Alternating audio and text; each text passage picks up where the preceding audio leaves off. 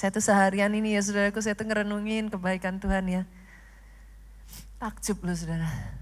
Gak berasa kayaknya kita baru aja menutup 2023 ya. And then now kita sudah ada di bulan Juni loh. How time flies gitu. Cepat sekali. Hari ini saya akan masuk pada bagian yang kedua ya saudaraku. Dari seri firman di bulan Juni ini. Dia bawa terbang dengan sayapnya. Dan hari ini saya akan menyampaikan satu pesan firman yang berjudul duduk di first class Raja Walinya Tuhan. Izinkan saya disclaimer dulu, in case masih ada yang nanti tanya, Pastor mana ayatnya kan gitu kan. Jadi saya disclaimer dulu, this is just my way saudaraku. Ini hanya cara saya untuk membawa saudara memahami seperti apa sih kalau engkau berjalan bersama dengan Tuhan. This is just my way untuk membawa saudara menyadari, come on, engkau enggak perlu berjalan sendiri.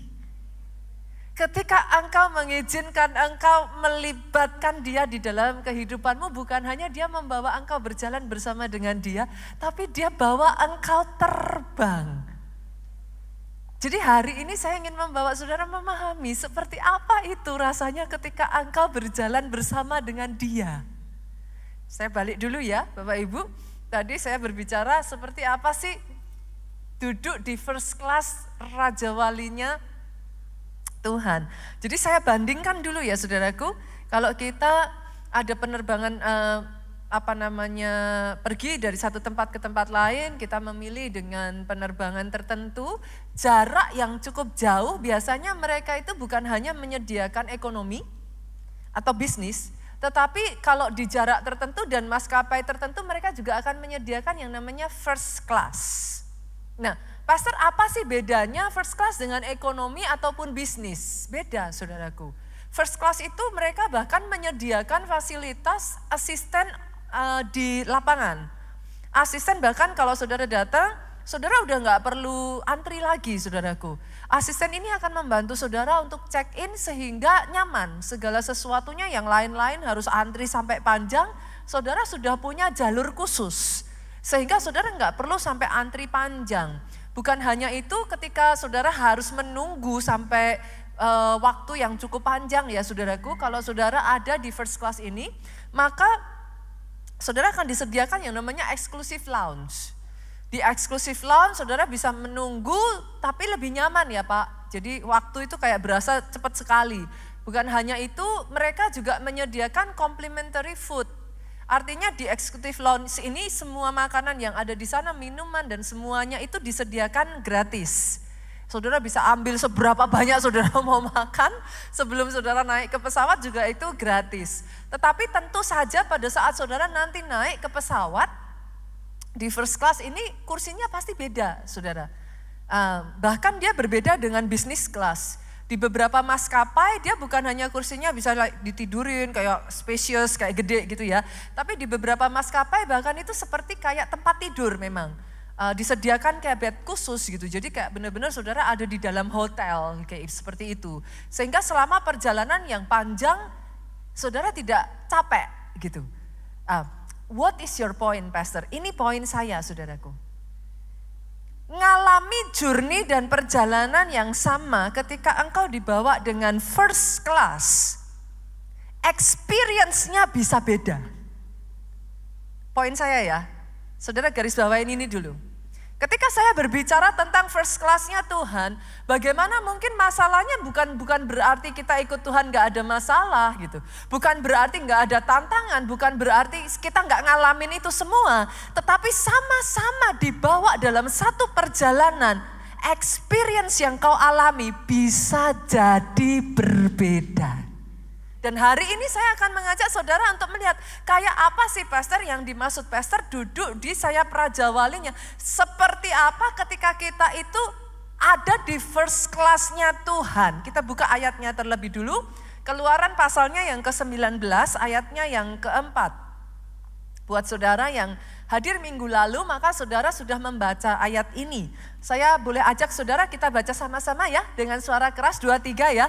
Kamu sendiri telah melihat apa yang kulakukan kepada orang Mesir dan bagaimana aku telah mendukung kamu di atas sayap Raja Wali dan membawa kamu kepadaku. Nah, hari ini saudaraku, dari ayat yang sama ini saya ingin mengajak saudara membaca dari terjemahan bahasa Indonesia masa kini.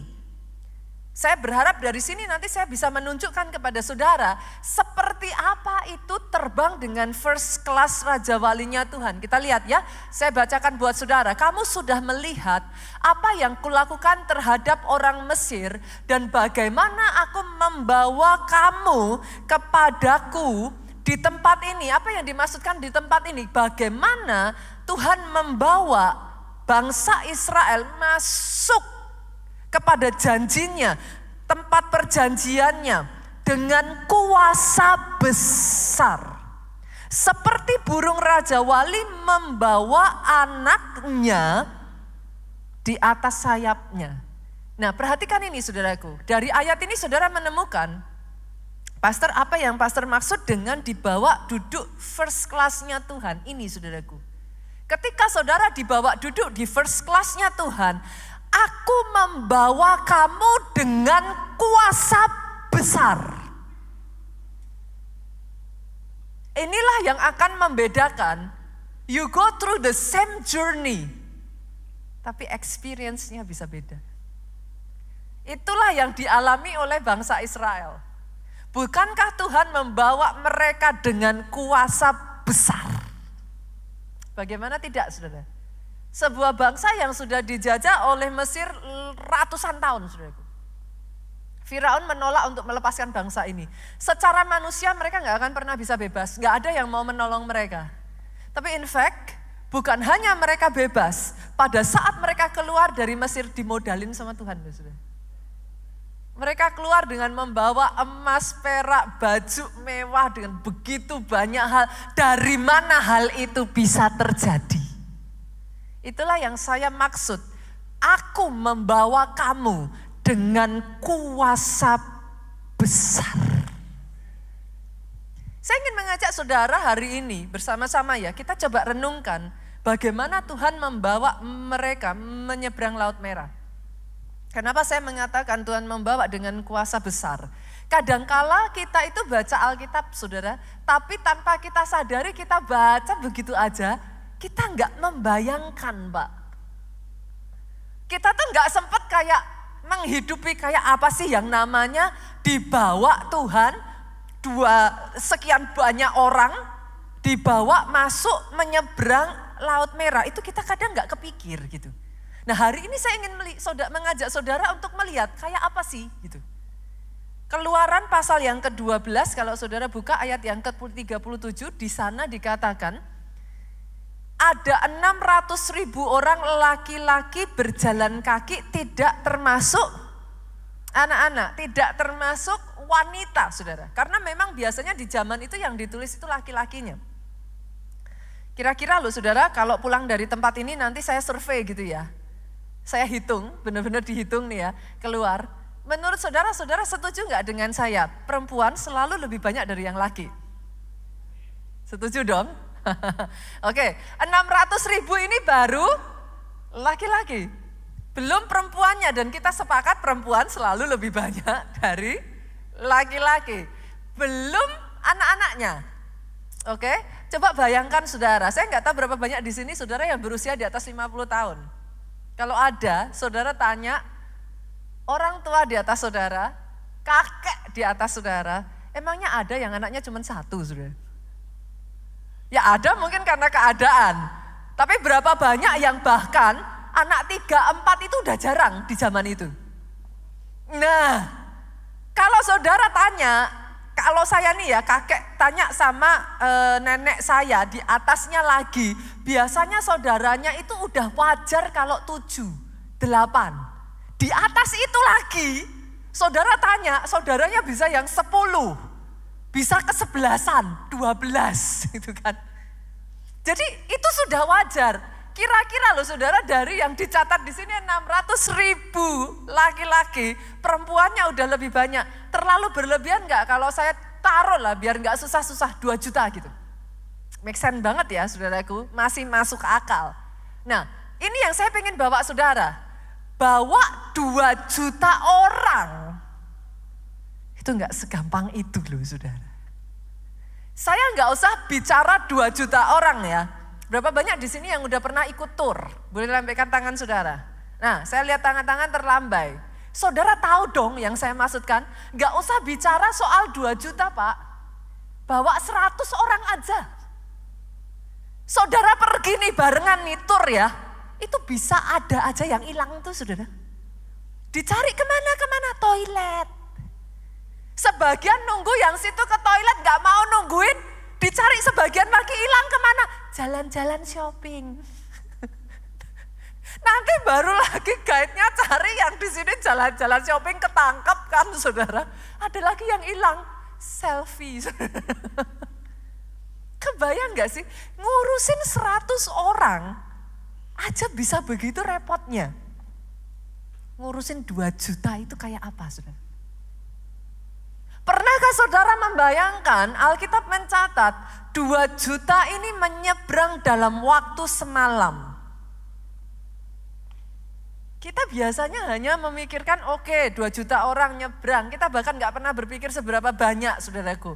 2 juta nyebrang dalam waktu 1 malam saudaraku. Itu lautnya pernah kebayang gak? Gak boleh terbelah hanya kecil loh. Kalau lautnya terbelahnya sempit, itu 2 juta orang gak akan bisa menyeberang dalam semalam. Saya baca satu artikel ya saudaraku, saya cukup tertarik. Kenapa? Karena artikel ini mencoba membreakdown untuk 2 juta orang bisa menyeberang dalam waktu semalam. Maka artikel ini mengatakan dibutuhkan setidaknya lebar itu 5.000 orang dijejerkan. Saudara. Baru 2 juta bisa nyebrang dalam waktu semalam. 5.000 orang dijejer saudara. Terlalu berlebihan gak sih kalau satu orang kira-kira 50 sentian? Enggak lah ya. Kita aja kalau mau dihitung begini aja kan. 1 kilan kita ini, 1 jengkal kita ini sudah 20 sentian kan. Berarti kalau satu orang dihitung 50 senti masuk akal dong. Masuk akal ya. Berarti kalau 5.000 orang, satu orangnya setengah meter dong. Butuh berapa meter Pak? 2.500 meter. Pernah kepikir gak saudara? Itu bukan luasan yang kecil. Pastor, what's your point? Dengar ini ya saudaraku. Kalau Tuhan di dalam semua kerumitannya sanggup membawa 2 juta orang menyeberang Laut Merah dalam waktu semalam, masakah Tuhanmu tidak sanggup membawa engkau menyeberangi masalah yang kau alami? Oh come on, kalau mau tepuk tangannya yang paling meriah buat Yesus Tuhan kita.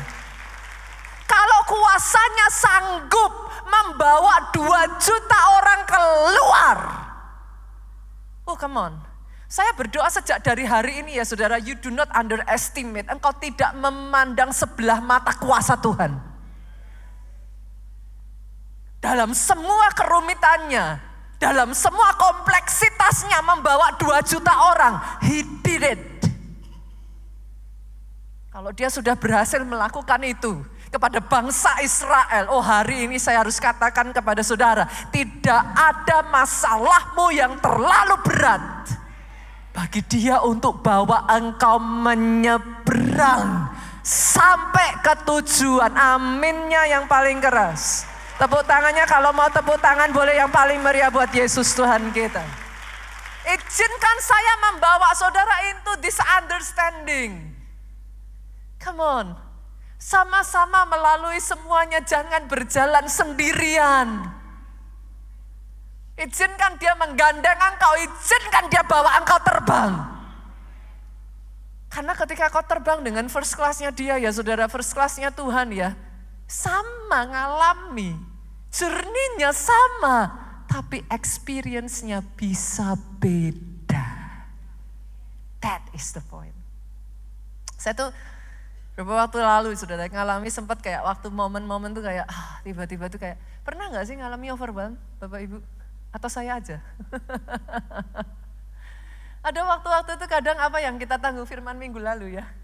Kayak lebih berat aja dari yang sanggup kita tanggung kayak gitu. This kind of time kita tuh ngerasa kayak Tuhan gitu kan. Tapi tahukah saudara, sampai saya mempersiapkan firman ini ya saudara. Saya tuh baca ayat ini. Saya ngalami benar-benar yang namanya if you know the truth. Kalau kau tahu kebenaran, the truth shall set you free. Makanya jangan bosen ya kalau saya bilang sama saudara baca Alkitab, baca Alkitab, baca Alkitab. Kenapa? Karena kadang kalau kita nggak mengerti kebenarannya, kita tuh kayak ngerasa berat. Sampai saya ketemu ayat ini, Mazmur 68 ayat 20, coba buka saudara. This verse is amazing. Terpujilah Tuhan. Yang hari demi hari ia menanggung bagi kita. Allah adalah keselamatan kita, Selah. Buat saya ya saudara, kata Selah kecil yang di belakang itu maknanya dalam. Kata Selah kecil di belakang itu artinya apa? Alkitab tuh baru ngomong sama kita, renungkan itu. Renungkan apa? Bahwa hari demi hari Tuhanmu menanggung engkau. Saya tuh waktu baca ini ya saudaraku, suddenly beban saya itu kayak diangkat. Saya tidak jalan sendirian. Kadang kau ngerasa berat, tapi tahukah engkau, aku menanggung engkau hari demi hari. Oh, sejak dari hari ini, engkau yang bahkan sempat hampir menyerah, engkau yang sudah tidak kuat menanggung bebanmu. Saya harus katakan ini, siapa suruh nanggung sendirian? Pastor kok galak. Siapa suruh? Bukankah dia? Day by day by day. Dia menanggung engkau setiap hari. Come on saudaraku. Bahkan Yesaya 46 ayatnya yang keempat ngomong, aku telah melakukannya. In case bagi saudara yang saudara katakan apa enggak ngerepotin pastor. Dia ngomong, tanpa kau sadari, I've done it, aku sudah melakukannya. Dan lanjutkan, aku mau menanggung kamu terus. Tuhan tidak merasa kamu merepotkan. Tuhan tidak merasa engkau berat. Sampai masa tuamu aku tetap dia belum berubah. Kalau ada di antara saudara-saudara merasa kau sudah ditinggalkan anak-anakmu, keluargamu sudah tidak peduli lagi. Pastor, saya sudah berumur, saya sendirian. Dia ngomong, sampai putih rambutmu aku menggendong kamu. Come on. Ayat ini membebaskan saya saudaraku. Engkau tidak harus menanggung bebanmu sendiri. Dia menggendongmu. Aku mau memikul kamu dan menyelamatkan kamu. Hai. Pastor, apa sih yang dimaksud dengan menanggung? Yang namanya menanggung artinya Tuhan rela repot-repot buat engkau. Yang namanya menanggung, Dia yang bersusah payah ganti engkau. Yang namanya menanggung, Dia yang mikirin.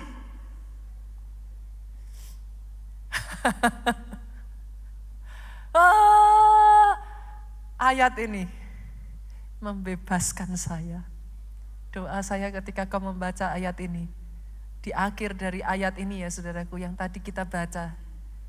Ayat itu mengatakan, Mazmur tadi mengatakan, Selah, renungkan itu. Ketika engkau hampir menyerah, renungkan itu. Ketika engkau sudah tidak kuat menghadapi permasalahanmu, renungkan itu. Dia menanggung engkau hari lepas hari. Boleh aminnya yang paling keras. Tepuk tangan sekali lagi ya yang paling meriah buat Dia yang dahsyat yang menanggung kehidupanmu. Dan Dia lakukan itu kepada bangsa Israel. Kebayang gak? Kita lanjut ya ceritanya ya Pak ya. 2 juta orang tadi itu jalan di padang gurun 40 tahun. Saya ajak kalkulasi yuk. Saya tuh tertarik karena beberapa waktu saya tuh pas baca ya saudaraku. Artikel yang mengatakan untuk 2 juta orang bisa survive Bu. Jadi survive ya, ini survival maksudnya yang titik terendah. Itu mereka membutuhkan makanan seberat 1.500 ton. Itu survival. Kalau normalnya kita makan, 2 juta orang makan normal itu 4.000 ton. Dan dihitunglah dari, makanya kenapa saya kadang tuh tertarik dengan artikel-artikel begini karena helps us tuh kayak jadi ngerti gitu kan. Kalau kita hanya baca begini aja kayaknya nggak ada meaningnya. Tapi ketika sudah dihitung, it comes to understanding gitu. 2 juta orang saudara, mereka 4.000 ton makanan setiap harinya itu dihitung senilai 63 miliar Pak. Let's do the counting ya. 63 miliar kali berapa? 40 tahun. Setahun berapa hari? 365 hari. Ketemu jumlahnya ini. Saya nggak tahu ini nolnya berapa nih saudara. 09 aja kan berarti miliar ya. 09 miliar dong. 800 miliar itu yang di depan ya. Berarti ada 919 di depan bacanya 919 triliun 800 miliar bangsa Israel survive.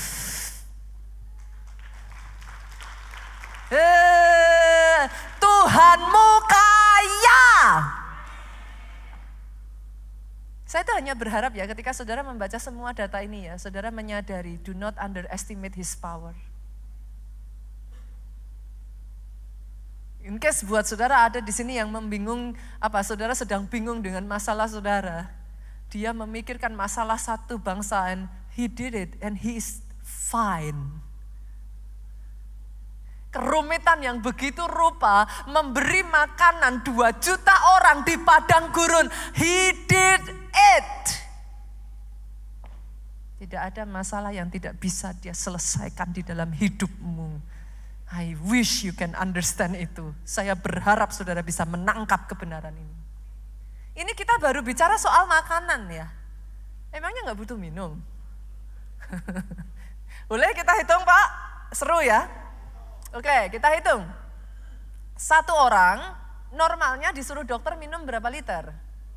2 ya? Oke, 2 itu kan santai-santai, saudara ruangan ber-AC. Ini di padang gurun Bu. Nah, tiap hari jalan, high activity dengan extreme weather. Saya doublekan aja gimana? Boleh ya, 4 liter ya? Oke, 4 liter kali 2 juta, berarti butuhnya berapa sehari? 8 juta liter dong. Oke, untuk saudara memudahkan saudara memahami nih. 1 truk yang bawa air tuh saudara, itu bawanya 5.000 liter. 8 juta bagi 5.000 berapa truk? Nah hitung dong. 1.600 truk sehari.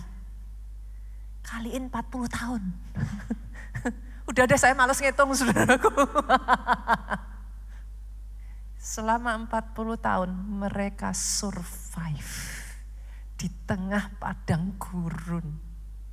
Betapa besar Tuhan yang saya sembah. Come on, do not underestimate his power.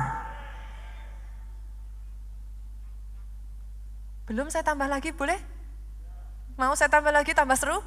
Alkitab mencatat selama 40 tahun itu mereka di padang gurun tidak ada satupun dari mereka yang sakit. How can it be? Alkitab mencatat mereka punya apa namanya? kasut, tidak menjadi usang. Nah lo, mau dipikir pakai nalar kita nggak masuk? Bolehkah saya tambahkan ini? Pemeliharaannya dalam kehidupanmu bukan hanya secara jasmani, tapi supernatural. Ada momen-momen engkau dibawa di mana tidak masuk akal. Gimana bisa? Engkau mau hidup sampai seperti apapun, tidak masuk akal. Saya berdoa yang seperti ini yang kau alami ketika kau berjalan dengan first class-nya Tuhan. The journey might be the same. Engkau tetap harus melalui padang gurun. Ikut Tuhan bukan berarti masalahnya disingkirkan. Ikut Tuhan bukan berarti kau nggak ngadepin tantangan. Come on. Tapi the experience can be different. Pengalamannya beda. Jangan sampai kita jadi seperti orang Israel yang terlepas dari saudara dan saya bisa melihat mujizat yang mereka alami. Mereka bersungut-sungut setiap hari. Marah terus. Komplain terus. Berapa banyak seringkali engkau hidup di tengah-tengah mujizat, tapi kau tidak menyadarinya. Engkau terus fokus pada masalah, engkau terus fokus pada apa yang terjadi. Engkau terus ngomong, why Lord, why me?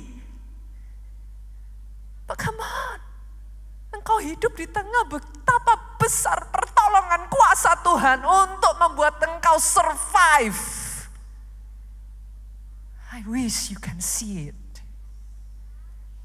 I wish you understand.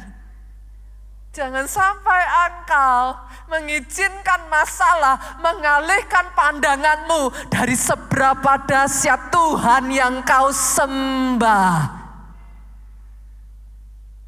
Saya tuh bersyukur ya saudaraku, saya berjumpa dengan orang-orang di jemaat kita tuh yang luar biasa. Saya ketemu satu bapak ya. Saya tuh tahu apa yang dia alami. Saya pernah dengar bagaimana dia melalui masa-masa, dia ngomong sama saya, Pastor, saya bikin salah. Saya terikat hutang piutang yang sangat besar dan saya nggak sanggup melunasi. Waktu itu dia minta saya doakan. Saya doakan dia dan waktu berjalan sudah sekian tahun saudaraku, saya tuh bahkan udah lupa kayak gitu karena udah cukup lama saudara. Sampai satu hari saya ketemu dia lagi saudaraku dan dia ngomong bukan satu kebetulan saya ketemu pastor. Yang saya takjub adalah dia tuh ngomong gini saudaraku, dia tuh bukan yang ngomong kayak kenapa Tuhan izinkan pastor, dia bukan yang keep complaining betapa beratnya yang harus dia alami untuk melunasi hutang saudara. Tapi dia tuh ngomong sama saya, Pastor, sejak Pastor mendoakan saya hari itu, hari demi hari, saya meminta pertolongan Tuhan atas hidup saya. Saya sadar saya salah Pastor, tapi saya mau bertobat, saya udah kapok. Saya minta pertolongan Tuhan. Di hari itu ketemu saya, dia bilang, hari ini persis saya ketemu Pastor, hutang saya lunas. Yang membuat saya terharu adalah dia ngomong sama saya seperti ini, saya udah kapok Pastor. Tuhan menolong dan memampukan saya dari hari demi hari menanggung. Sampai sekarang ini saya diizinkan punya usaha saya sendiri. Saya bukan hanya melunasi hutang saya bisa mengcover dan bisa mencukupi kebutuhan seluruh keluarga besar saya. Sekarang sayanya yang jadi berkat buat mereka, Pastor. Saya tuh dengar cerita bapak ini ya saudara, dianya nangis, saya ikut nangis. Tapi yang saya takjub adalah dia tidak menyalahkan Tuhan. Dia mensyukuri setiap hari di mana Tuhan memampukan dia menanggung bebannya. Saya kemarin beberapa waktu yang lalu juga ketemu salah satu SG kita, saudara di Jogja.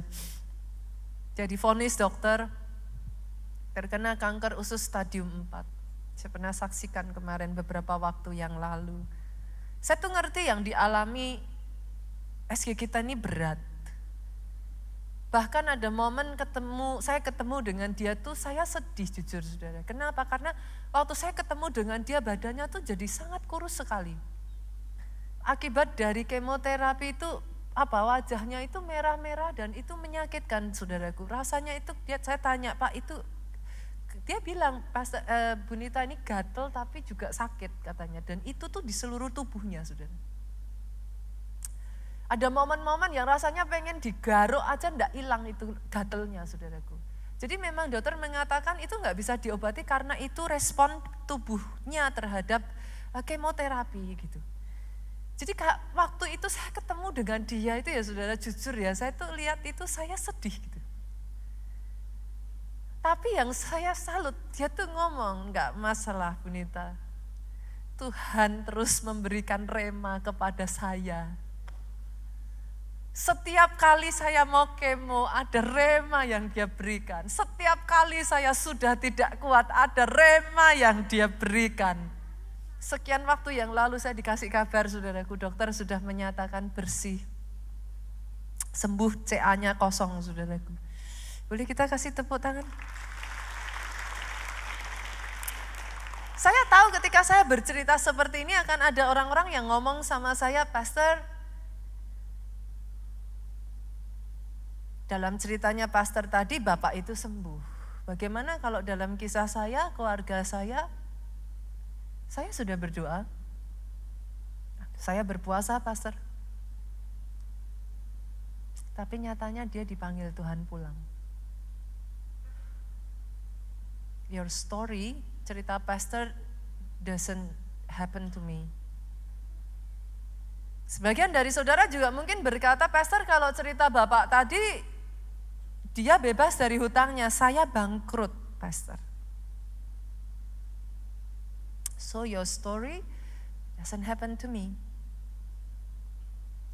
Maafkan saya ya saudara kalau saya harus ngomong keras ya.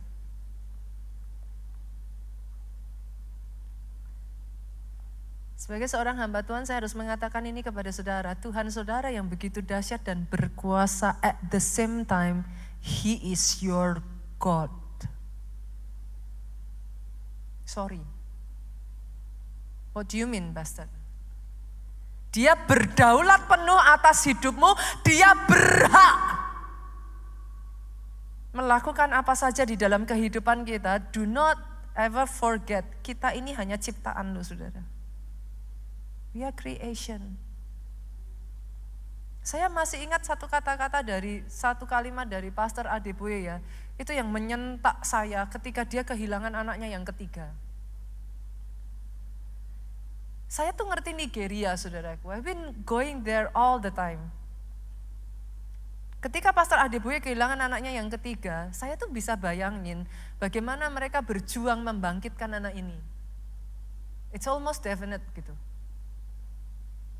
Tapi the fact bahwa anak ini memang sudah berpulang, hari berikutnya Daddy Gio itu muncul di depan jemaat. Dia mengatakan ini saudaraku, dia Tuhan, terpujilah nama Tuhan. Dia tidak harus lapor sama saya apa yang mau dia lakukan. Dia tidak harus negosiat dengan saya ketika dia mau ambil anak saya. Daripada dialah anak saya, kembali kepada dia, terpujilah nama Tuhan. Itu waktu saya dengar kata-kata itu ya saudaraku, it shake me. Nggak gampang ngomong seperti itu saudara. I learn a lot. Jangan pernah lupakan ya saudaraku, He is God. In case sebagian dari kita berpikir bahwa dia harus melaporkan kepada kita apa yang mau dia lakukan. He is God. Saya tahu kata-kata saya ini keras, saudara. Saya tahu mungkin kata-kata saya nggak segampang itu diterima. Tapi kadangkala minggu lalu firman Tuhan berbicara ya, sama-sama melihat Tuhan itu bisa melihat lebih jauh ya dari yang kita bisa lihat. Sebagian dari saudara mungkin berkata, Pastor saya diizinkan kehilangan orang yang saya kasih, come on. Mungkin memang rumahnya di surga sudah jadi. Siapa orang yang tidak kehilangan sih saudara? Setiap kali saya datang ke sebuah pemakaman ya saudaraku, hampir boleh saya katakan gak ada orang yang siap tuh kehilangan. Ada sih beberapa orang Tapi jumlahnya boleh saya katakan sangat sedikit sekali orang yang bilang, pastor kami sudah relakan, kami sudah siap kok pastor. Itu jumlahnya kecil sekali. Ada bukan enggak ada, saya pernah jumpa saudara. Tapi kebanyakan jujur loh saudaraku, kapan saudara siap? Kita enggak akan pernah siap kehilangan orang yang kita kasihi.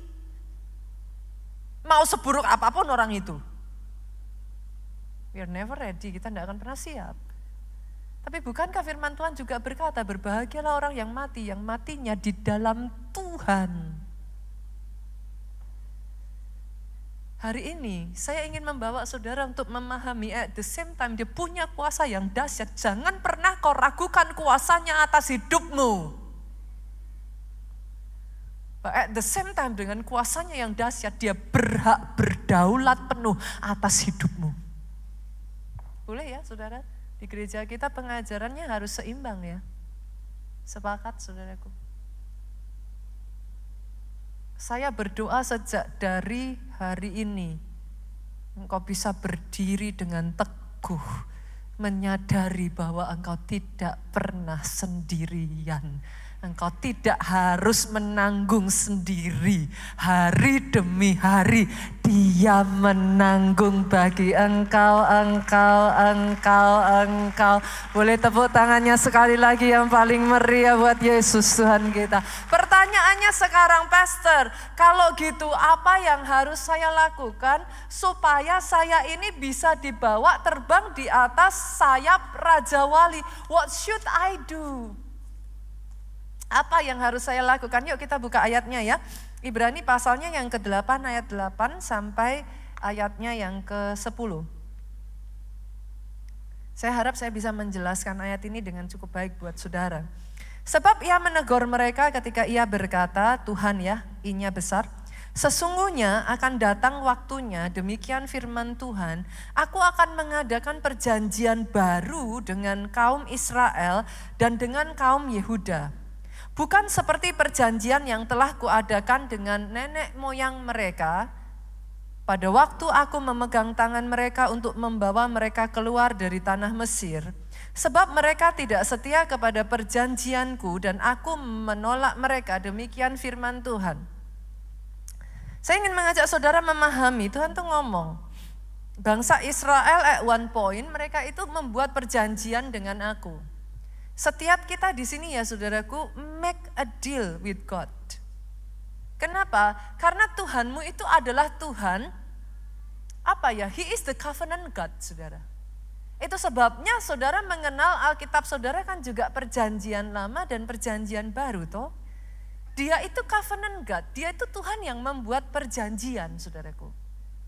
Nah tapi dia tuh paham, dia ngerti bahwa manusia itu terbatas.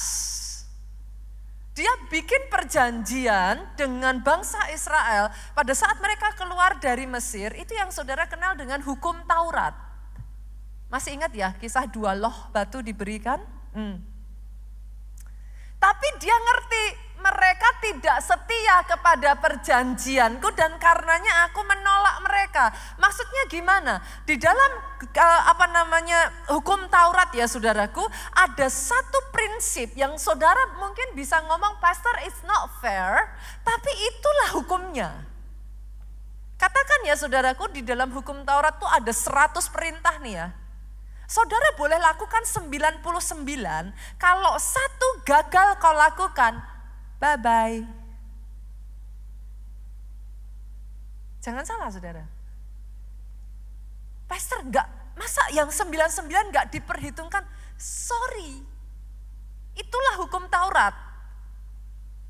Artinya poin saya di mana saudaraku?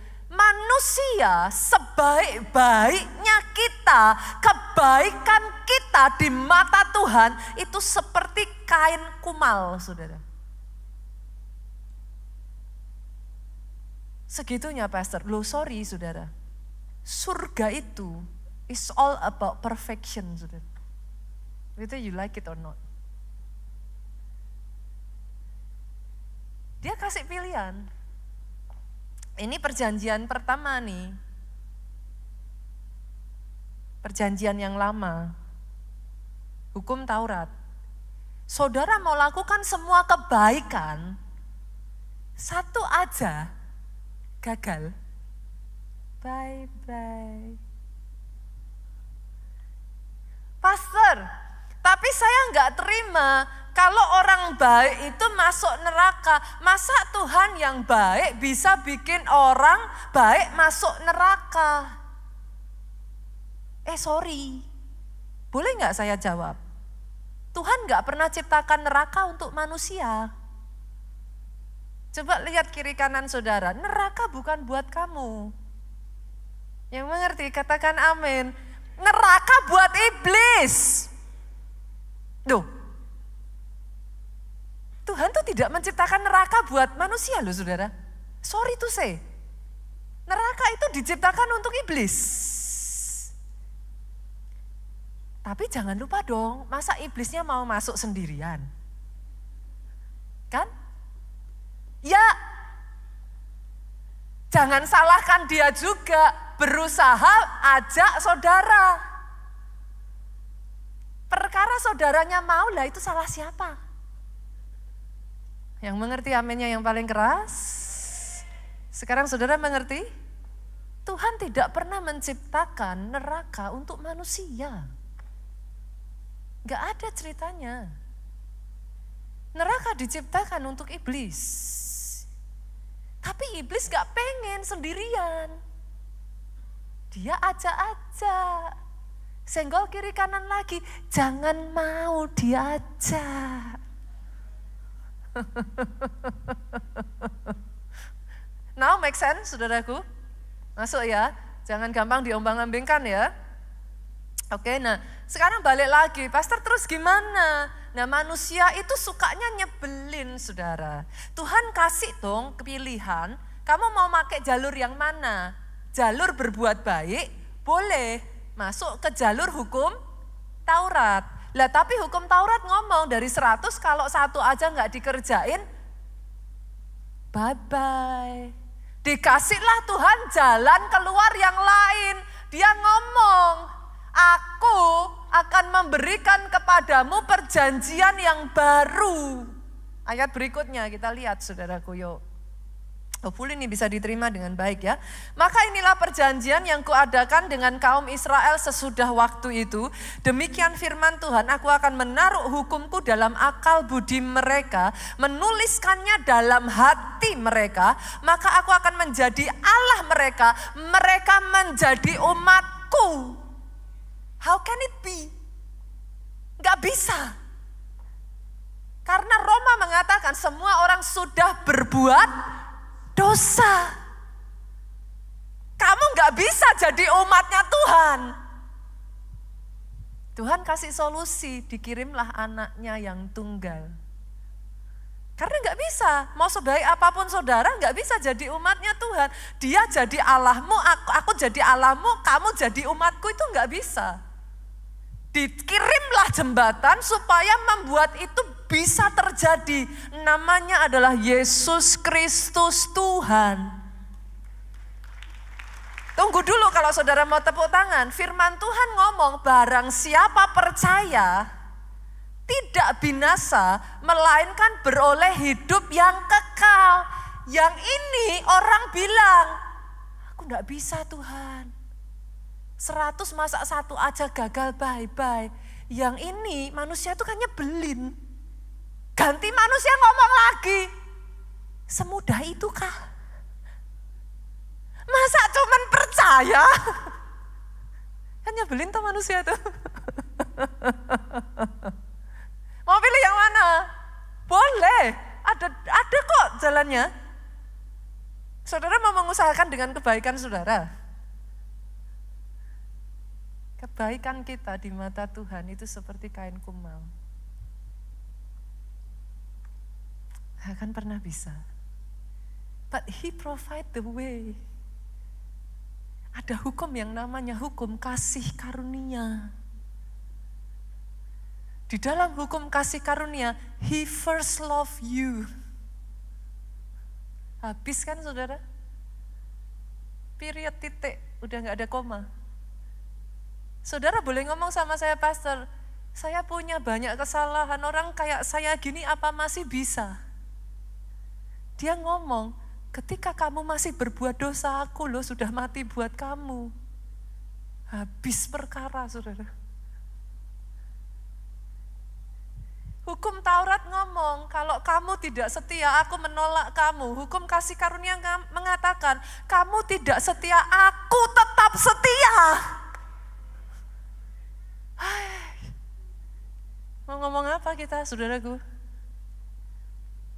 Hukum Taurat ngomong, kalau kamu tidak melakukan semuanya itu, kamu tidak layak. Thus, karena itu, bye-bye. Hukum kasih karunia ngomong, kamu gak layak, aku melayakkan kamu oleh darahku.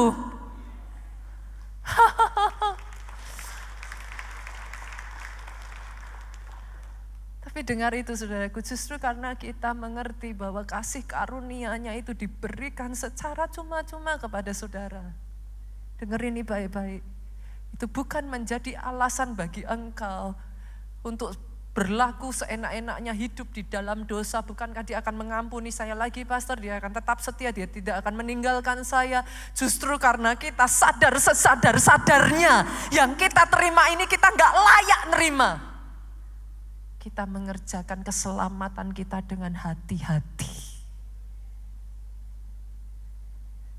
Bukankah iman tanpa perbuatan pada hakikatnya adalah mati?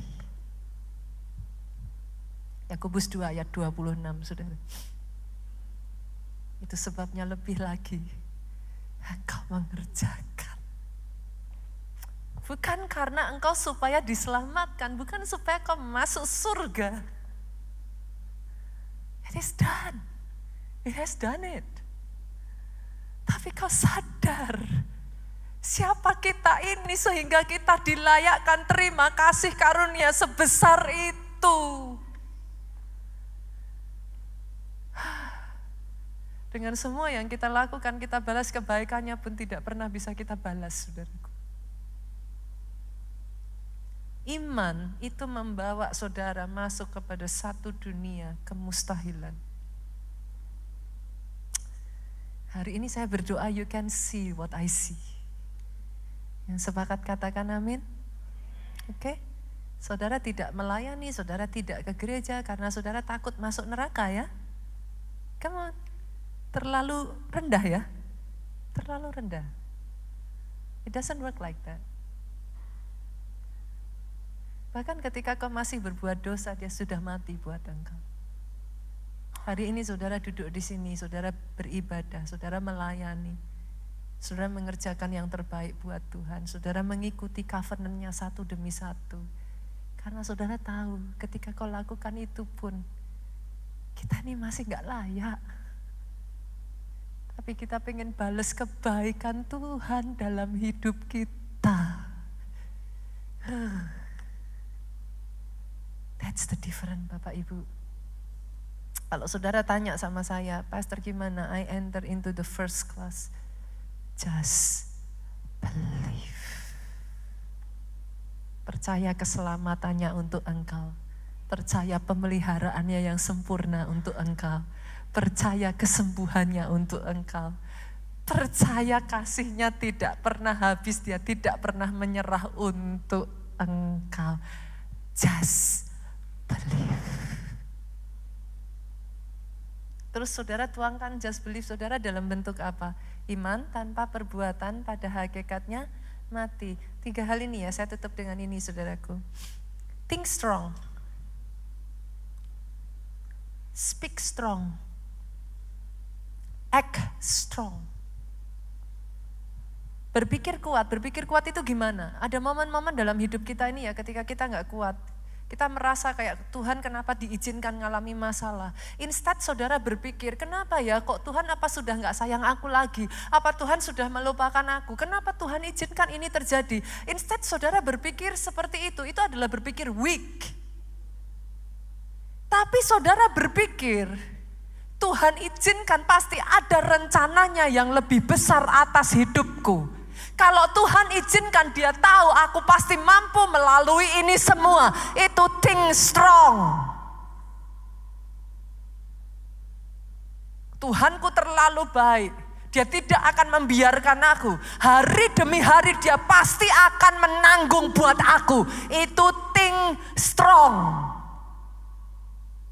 Itu yang akan membedakan, sama-sama melalui semuanya. Experience-nya first class dengan experience-nya beda total, saudaraku. Yang kedua, speak strong. Karena saudara sudah berpikir strong, maka yang keluar dari mulut saudara bukan Tuhan jahat. Tuhan gak sayang, aku habis. Justru karena saudara bisa think strong, maka yang keluar dari mulut saudara. Di gereja kita sudah terbiasa kita ngomong apa? All is well. Lah pastor, yang kenyataannya di depan matanya ini kok pastor bisa bilang all is well. Lah Tuhan juga ngajarinnya gitu tuh saudara. Biarlah yang tidak berdaya berkata, aku ini pahlawan. Lah saya salah nggak bilang gitu saudara? Itu bukan ngayem-ngayem. Nggak ada ceritanya ngayem-ngayem. Itu firman, biarlah yang lemah berkata, aku kuat.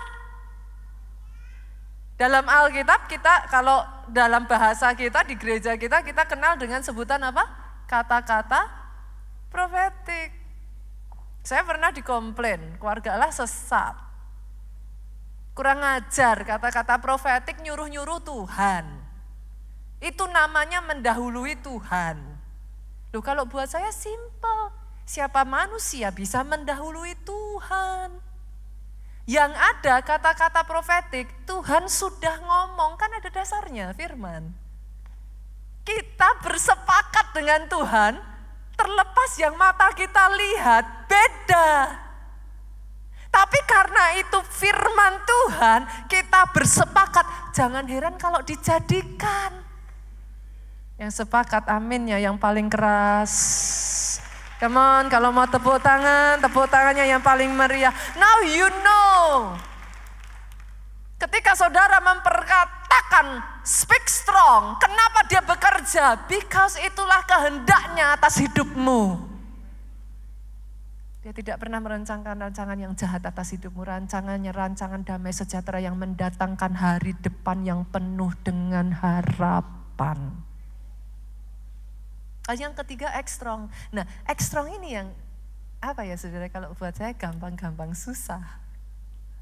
Ngomong gampang, mikir masih oke. Bertindaknya ini kadang-kala buat saya ada batasan yang tipis antara iman dengan nekat. Terus caranya saya tahu gimana pastor kalau kayak gitu. Nah inilah saudara, makanya saya bilang ya, kekristenan itu bukan hanya sekedar agama. Kekristenan itu adalah pengalaman saudara berjalan dengan Yesus. Contoh lah ya, suami istri kan. Gimana cara saudara bisa ngerti yang dimau pasangan saudara? Lah, karena dari pengalaman satu kali, saudara bilang, sayang aku tinggal ya, kamu bisa sendiri. Istri saudara bilang, ya gak apa-apa tinggal aja. Saudara tinggallah istri saudara, nangis ya ditinggal. Lah kok ditinggal? Loh tadi kan kamu bilang disuruh tinggal. Ya tapi kan aku berharapnya kamu nemenin. Nah, loh kok bisa ngerti? Dari pengalaman, bergaul toh. Saudara jadi memahami toh, oh maunya istri saudara, besok lagi kalau istri saudara bilang tinggal aja. Pegang tangannya, jangan lepaskan. Kan gitu saudara. Nanti saudara bisa ngomong, istri saudara bisa, wah suamiku tuh baik banget loh. Wah, pulang dimasakin saudaraku. Nah, dari mana saudara bisa tahu? Karena experience kan. Nah, kekristenan tuh enggak letterbox yang saudara A, B, B kayak begitu saudaraku. Masing-masing punya perjalanan dengan Tuhan beda-beda. Jangan copy paste. Kalau saya dengar kesaksian gimana pastor? Loh, kesaksian harus menguatkan kita. Ada loh orang-orang yang dengar kesaksian malah gini, kok dia ditolong, kok saya enggak? Jangan saudaraku. Jangan gitu. Kesaksian adalah untuk menguatkan saudara. Katakan amin, kalau dia ditolong, saya juga ditolong. Perkara story saudara dengan dia beda, itu urusan belakang. Yang mengerti katakan amin. Nah, jangan sampai kita dengar kesaksian malah kita jadi pahit hati. Lah kok dia ditolong, itu ditolong, itu ditolong. Aku kok tidak. Nah, jangan. Kemarin saya baru dengar satu kesaksian dari salah satu pelayan Tuhan kita di Jogja. Saya baru aja dari Jogja. Dia cerita, anaknya itu kepengen masuk salah satu sekolah yang prestisius di Jogja, saudaraku. Sebagai orang tua adalah kerinduan kedua orang tua pasti dong memberi yang terbaik buat anak. Tapi kan kita juga pasti punya budget ya Bapak Ibu ya. Kemampuan kita ini itu dan lain sebagainya. Belum tentu ketika kita iakan malah nanti yang terjadi ekonomi keluarga mungkin terpengaruh kan gitu. Nah akhirnya setelah dipertimbangkan dengan masak-masak kedua orang tuanya memutuskan kayaknya belum waktunya deh gitu. Untuk mereka menyekolahkan dua anak mereka di sekolah yang sama. Nah karena kakaknya sudah sekolah di sekolah ini, adiknya pengen sekolah sama kakaknya. Nah akhirnya orang tuanya berusaha lah sebagai orang tua ngalihin lah. Bukan sekolah jelek juga saudaraku, sekolah bagus gitu. Tapi kan secara biaya lebih murah gitu. Nah akhirnya karena anaknya ini benar-benar kepengen sekolah di sekolah yang ini, setiap ditanya orang tuanya ya dia jawabnya udahlah terserah papa aja. Karena ya dia kepengennya di sekolah ini. Papanya nawarin sekolah ini lah, B lah, C lah, D lah. Anaknya ngomong, aku tuh kepengen di sekolah yang itu. Nah, sampai satu kali saudaraku, saya dan Pak Jo datang ke Jogja. Pak Jo khotbah. Ngobrol-ngobrol setelah selesai sharing dengan pelayan Tuhan ini. Dari sharing-sharing itu mereka tuh takjub saudaraku. Mereka tuh melongo dan mereka tuh berkata, kok bisa ya Pak Jo dan Bu Nita ngalami seperti itu? Kok gak sungkan ya? Gitu. Akhirnya dari pembicaraan itu saudaraku muncullah satu pemikiran. Ya juga ya. Kenapa kok anak kita gak sekolah di sekolah itu tapi minta Tuhan dengan harga sekolah yang ini? Tapi sebelum itu, sebelum mereka sharing-sharing dengan kami, mereka nggak pernah berani berpikir ke sana. Karena di benak mereka ya ini sekolah mahal. Nggak bisa. Tapi somehow di dalam, saya juga nggak ngerti di bagian mana kami sharing itu yang membuat mereka berpikir begitu, saudaraku. Singkat cerita mereka berpikir, iya ya, kenapa kita nggak doa sama Tuhan, minta masuk sekolah yang ini dengan harga yang ini. Akhirnya mereka memberanikan diri, saudaraku, dimasukkanlah ke anaknya ke sekolah ini dan negosiasi dengan gurunya. Bu, boleh nggak anak saya masuk tapi dengan diskon 50%? Gurunya ketawa. Bu, maaf. Jangankan diskon 50%. Ibu bayar penuh aja. Saat ini ibu waiting list kesekian belas. Sudah penuh. Ini yang antri banyak. Ini kok ibu minta diskon 50%. Nah tapi kedua pelayan Tuhan kita ini ngomong sama gurunya, enggak apa-apa Pak, enggak apa-apa Bu, kita masukin aja. Nanti kita lihat. Oh ya sudah, enggak apa-apa, diterimalah aplikasinya gitu saudara, formulirnya lah ya, itulah saudaraku. Nah singkat cerita setelah sekian waktu berjalan ditelepon dari pihak sekolah, Bapak Ibu ini ada slot, ini jarang sekali loh bisa begini, dapat slotnya tapi bayar full. Pelayan Tuhan kita bilang, sorry, kalau bayar full kita nggak bisa. Ya sudah, kita kasih diskon. Tapi waktu itu cuma didiskon kalau nggak salah kayak kecil sekali gitu, saudara, 2 juta atau berapa gitu. Dia katakan, enggak, kalau mau diskon 50%. Gurunya bilang, kayaknya Bapak harus banyak berdoa. Ya udah pelayan Tuhan kita pulang dong saudara, kan memang nggak mau gitu kan, memang bukan karena nggak mau ya, memang karena kemampuannya begitu. Nggak berapa lama kemudian dipanggil lagi ke sekolah.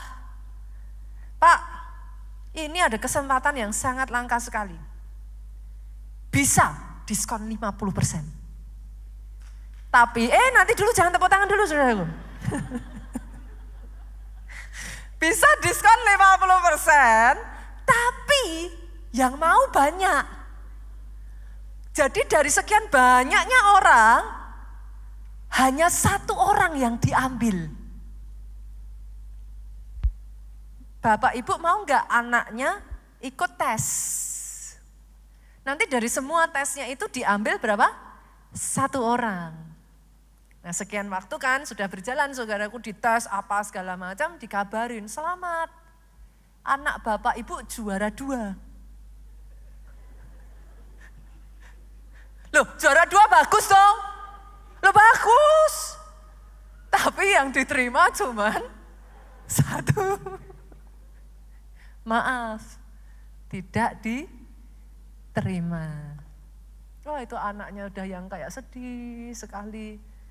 Secara manusia ya saudaraku, suami istri ini sudah berpikir, kayaknya itu cuman bekerja kalau Pak Jo Bunita deh. Buktinya di kasus kami kok tidak bisa. Tapi mereka ingat, Pak Jo Bunita suka bilang, all is well. Jadi dia ngomong sama istrinya, dia pegang tangan istrinya, terus dia bilang, Mah, all is well. Itu dengan hati nyesek saudaraku. Karena megang formulir yang tulisannya tidak diterima. Dia tunjukin ke saya formulirnya tadi. 17 hari setelah itu, dia dipanggil lagi. Pokoknya kalau udah dipanggil sekolah deg-degan aja saudara bawaannya.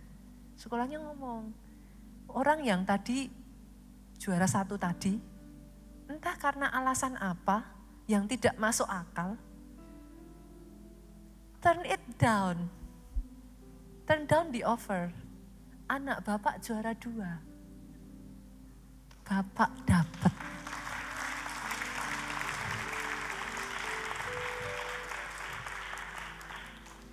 Pelayan Tuhan kita tadi ngomong gini, diskon 50% Bu.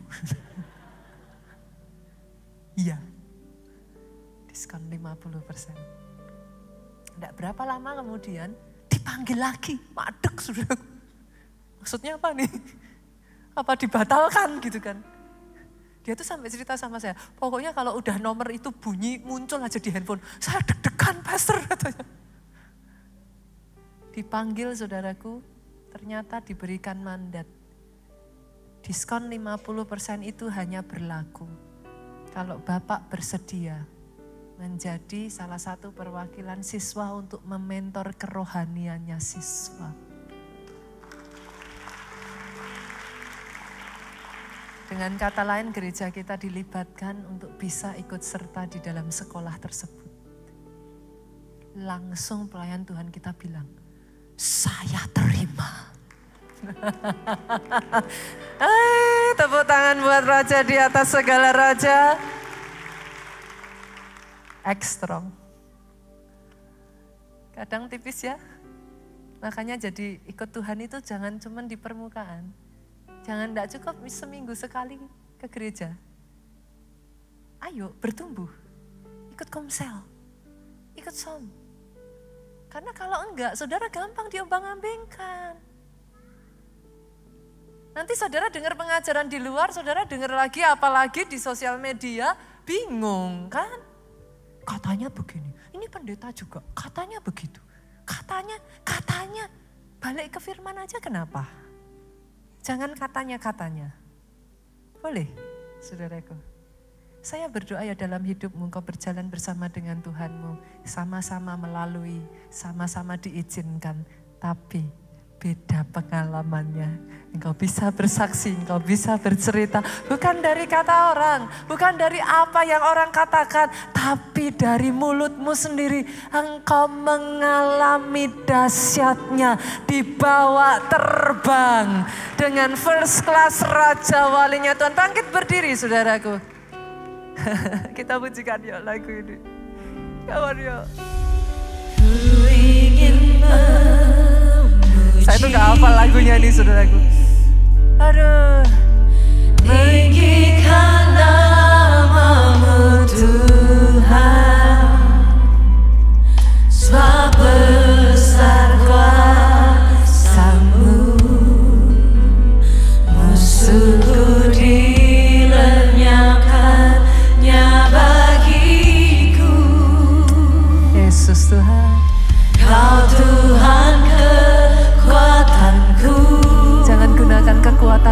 diri saudaraku.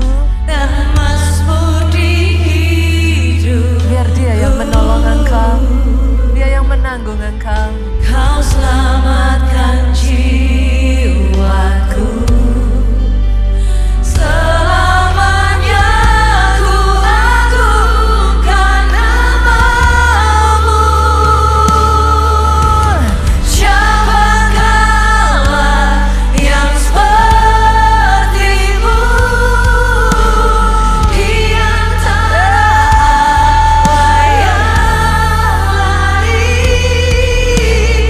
Nama-Mu kudus, perbuatan-Mu ajaib. Yesus, Bangsa-bangsa sujud menyembah-Mu.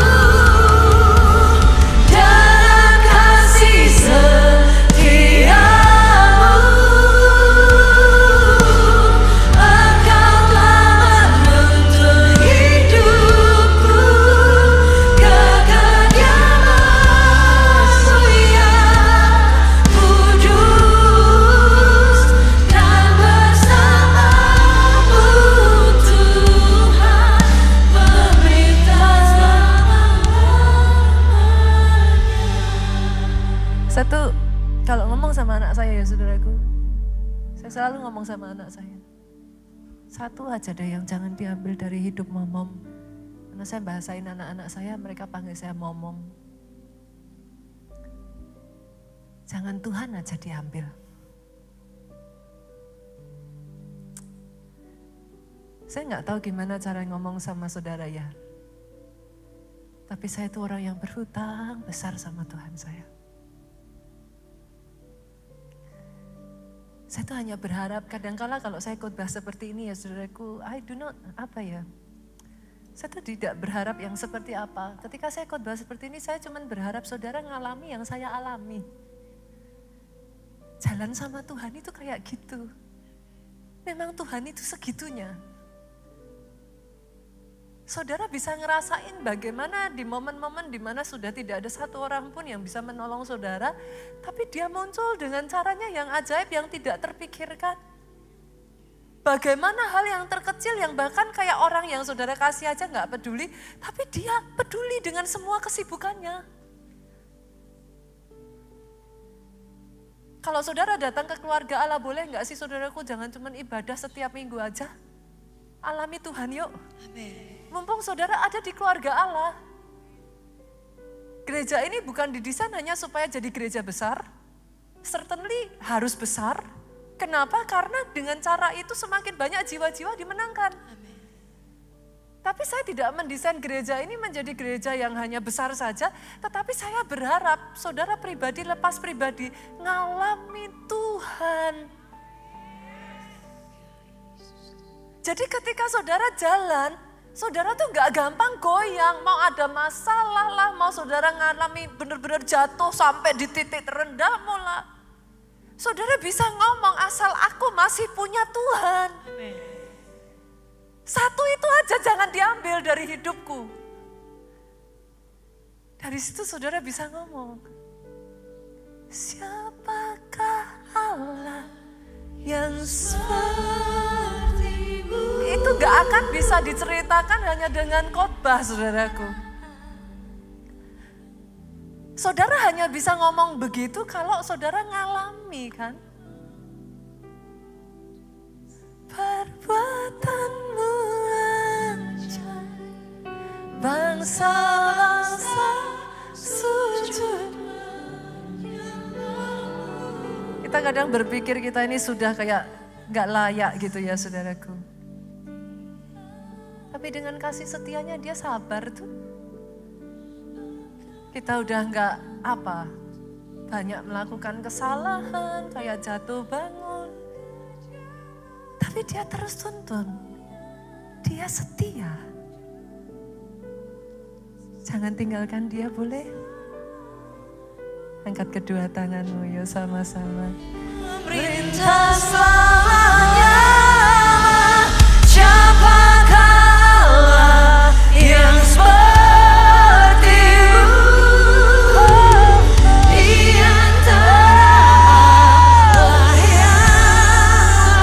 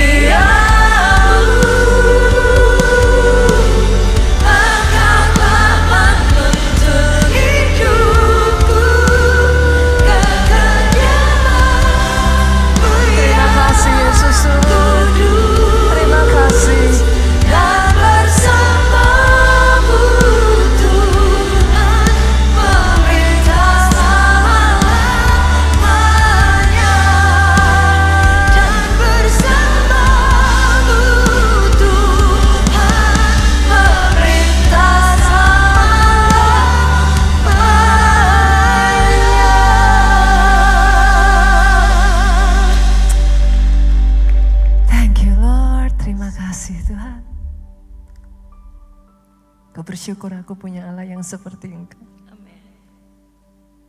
Yang selalu ada.